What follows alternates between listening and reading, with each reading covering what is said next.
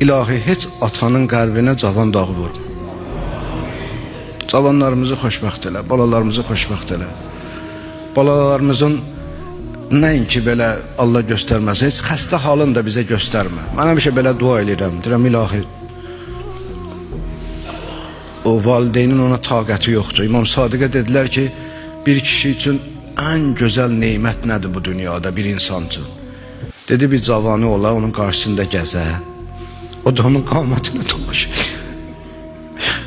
Dedilər, Peyğəmbər balası, bəs bir insan üçün bu dünyada ən ağır müsibət nədir? Dedi, elə həmən cavanın əldən verin.